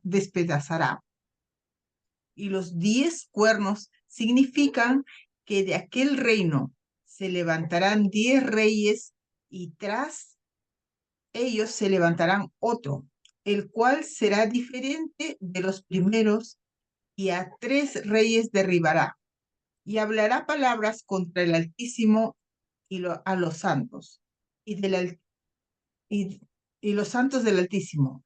Quebrantará y pensará en cambiar los tiempos y la ley. Wow. Y serán entregados en su mano hasta tiempos y medios tiempo. Hasta tiempo y tiempos y medio tiempo. Pero se sentará el juez y le quitará su dominio para que sea destruido y arruinado hasta el fin. Y el reino y el dominio y la majestad de los reinos debajo de todos los cielos se ha dado al pueblo de los santos del Altísimo, cuyo reino es eterno, y todos los dominios le servirán y obedecerán. Aquí fue el fin de sus palabras en cuanto a mí. Daniel, mis pensamientos me turbaron y mi rostro se demudó, pero guardé el asunto en mi corazón. Ya, gracias. Entonces, el versículo 25 nos dice la última duración, tiempo, tiempos y medio tiempo, que hace alusión a 3 años y medio, que a veces también en la Biblia aparece con 42 meses o con 1260 días, como se menciona en Daniel 12:7 o en Apocalipsis 12:6, y hay algunas otras citas que están mencionadas que de una o de otra fórmula se mencionan estas tres formas que hablan del tiempo de duración del gobierno de este cuerno pequeño. Entonces no tenemos tiempo para hacer este trabajo. ¿Qué significa para ti el conocimiento de Daniel 7 para el tiempo de hoy? Argumenta con el Nuevo Testamento, sobre todo de los escritos paulinos, que nos dan luz acerca de esto. Y la idea es expresar en forma práctica lo que eso significa en nuestras actitudes, evaluación del tiempo y esperanza. Pero la pregunta es, ¿qué lecciones encontramos en esta historia para nosotros? ¿Qué dicen? Antes de terminar. Entonces, lo que viene y en la interpretación se le explica mayormente la duda que tenía Daniel de qué significaba la cuarta bestia. Y la cuarta bestia que era la que más le asombraba.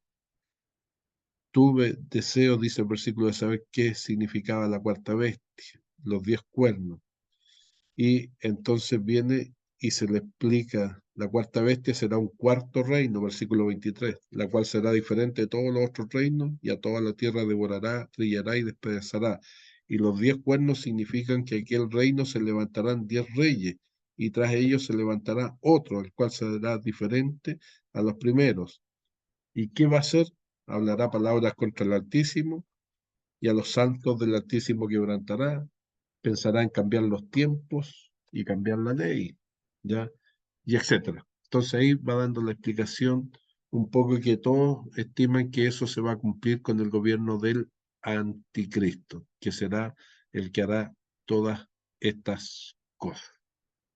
Cambiará los tiempos y cambiará las leyes, cosa que ya se está haciendo con la imposición que está haciendo las Naciones Unidas a todos los países para que tengan leyes uniformes, pero contrarias a lo que han sido las leyes establecidas por los países desde tantos siglos y queriendo normalizar lo que no es normal. Así que profundizaremos esto en las siguientes clases con las otras visiones que van a ir complementando lo que acabamos de ver. ¿Alguna pregunta final, duda, consulta? Acuérdense que tienen que leer bien el capítulo 7 para hacer el dibujo, ¿ya? ¿Salen las 4 bestias? Sí, pero solo las 4 bestias, no. Pues acuérdense que sale un anciano de día, sale el hijo del hombre, y etcétera. Todo eso tiene que estar reflejado en el dibujo. Michel, Pastor, le hago una consultita. ¿Se escucha, cierto? sí, Voy conduciendo. diga. Ya, cuando hice el trabajo, me salía el anciano de